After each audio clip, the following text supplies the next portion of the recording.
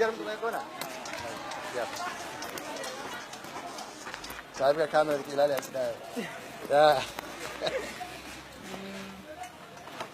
بيس هاوس ما هين ميل القمر اللي وعبه ما هين ميل فقس كجرو ما هين ميل شيشة اللي وعبه ميل مدة اللي دبعتها ما هين waxay ahayd meel dhalinyarada Soomaaliyeed ay isugu timaado isla markaana ay isxil qaameen dhalinyarada Soomaaliyeed ee wadanku wax ku baratay ee wadanka aanan ka bixin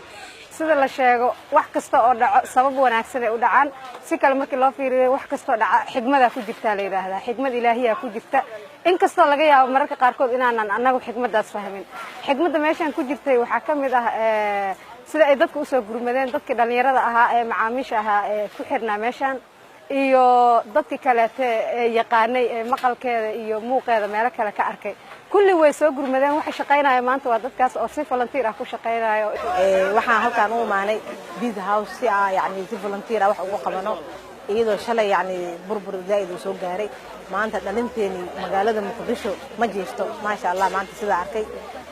guul ayaa leeyahay dibkii dheefna waa la qaybsan doonaa Pizza House waxaa sharaf weyn oo dhalinyarada Soomaaliyeed anagoo inaan maanta halkaan isugu imaanay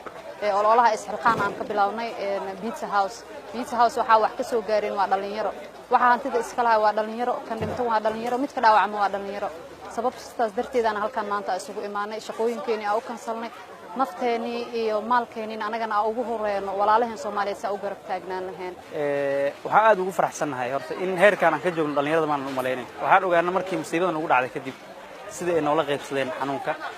oo ay noogu soo gurmadeen taas waxay sii xoojinaysaa insha Allah in Pizza House markasta ay tahay entity ama baalkii ganacsi ay leeyihiin dhalinyarada insha Allah waxaan bilaabi doonaa dhismaha waxaan rajeynayaa insha Allah waqti kooban in khasaarihiina gaar insha Allah aan ka soo bogsano Pizza House ay noqoto insha Allah meel kamid ah meelaha ugu bilicda qurxoon magaalada waxa hadda noo cadaatay dhalinyarada heerka Pizza House aan ka joogno waayo awal nooma kala soconeen waliba awal waxaan la yaabi jirnay dhalinyarada markii sawir meesha ku galaan ma yimaadaan asxaabta qaar xoogaa waxa laga yaabaa in aan dhibsan jirnay waayo maqaayad ay ahayd laakiin hadda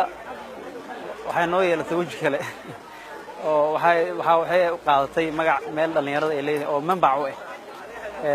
والله ما قياس كر درين كيجا